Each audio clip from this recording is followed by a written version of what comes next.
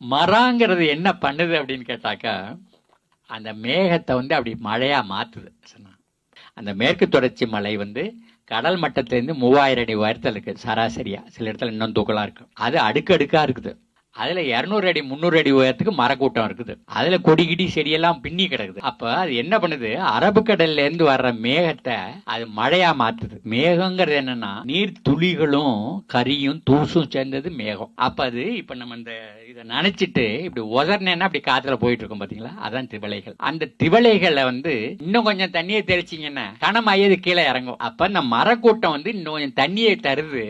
அது மேகத்தோட சேர்ந்ததையும் அங்க இருக்கிற நீர்த்துளி கனமான துளியாகி கீழே இறங்குது. அதான் ரெயின்ஃபால். மேகத்தை மழையா மாத்துறது மர கூட்டம் தான் செய்யும். தென்னை மரம் செய்யாது. வெறும் தென்னை மரமா செய்யாது, வெறும் வாழை மரமா செய்யணும். மர கூட்டம் அங்க இருக்கணும். அப்ப அந்த குளிர்ந்த சூழல் வந்து குளிர்ந்த காற்று பட்டதையும் அது கனமா இறங்குது. பூமியில அவன் கொடுக்குற விதை இருக்கு பாருங்க, அது ரசாயன உரத்தை கேட்கும், பூச்சி மருந்தை கேட்கும், செலவு கூடிக்கிட்டே போகும். பூமியும் சாப்பிடும், கெட்டு போகும், மனுஷனும் கெட்டு போவான்.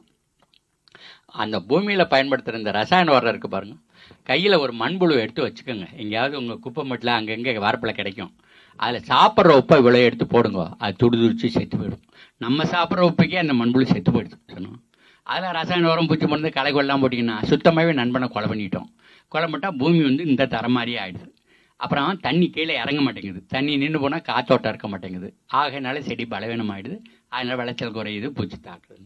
இந்த விஷம் தெளிக்கிறது வந்து சூழலையும் பாதித்து, நம்மளையும் பாதித்து, குடிக்கிற தண்ணியை பாதித்து, தாய்ப்பாலை பாதிச்சிருச்சு. இதை விட மோசமான சூழ்நிலை உலகத்தில் இருக்க முடியாது.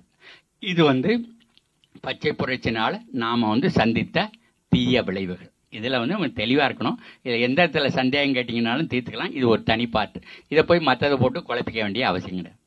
2000 வருஷத்துக்கு முன்னாடி இந்த கணியன் பூங்குன்றன்கிறவர் சொன்னாரு, தீதும் நன்றும் பிறர் தரவாரா. நல்லது கெட்டதெல்லாம் அடுத்தவங்க தந்து வர்றது இல்ல. நோதலும் தனிதலும் அவற்றோர் அண்ணன். நோய் வர்றது, நோய் தனிவது கூட அது போலத்தான். எது போல? பிறர் தரவாரா. அப்ப அவைகள் என்ன செய்யுது அப்படின்னா, உடல் வந்து தன்னைத்தானே குணப்படுத்திக் கொள்ளுகிறது.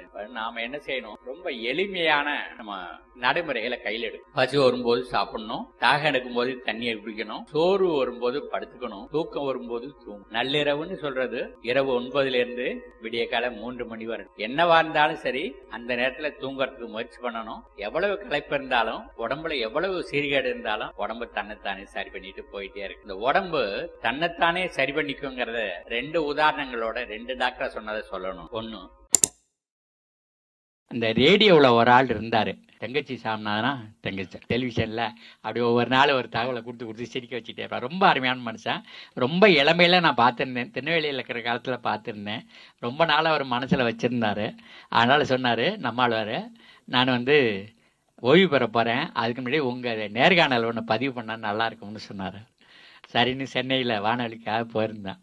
அப்போ வந்து நம்மால் எல்லாருக்கும் அறிவுப்படுத்தின கூட இருக்கவங்கள்ட்டெல்லாம் நீங்கள் ஏதாவது சொல்லுங்கன்னு சொன்னார். பதிவு பண்ணுறதுக்கு போகிறதுக்கு முன்னாடி. இல்லை, நீங்கள் ஒன்று தப்பாக சொல்லிட்டு இருக்கீங்க வானொலியில்ன்னு சொன்னேன்.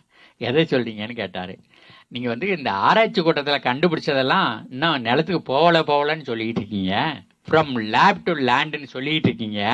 அது போனதுனால தான் இப்போ எல்லாம் குடிச்சவரா போயிட்டு இருக்குது. இன்னும் முழுசும் போயிருந்ததுன்னா ஒன்றுமே இருக்காது, பாலைவனம் மட்டும்தான் அங்கே இருந்திருக்கும். உடனே அவங்க ஆளெல்லாம் கூப்பிட்டு சொன்னார், நம்மளோட சொல்லதை கேட்டுக்கோங்க, நம்ம வந்து நம்ம ஆராய்ச்சி கூடத்தில் இருக்கிறது நிலத்துக்கு போகாதனால தான் அந்த விவசாயி கொஞ்சம் பொழைச்சிருக்கானெல்லாம் சொல்கிறாரு.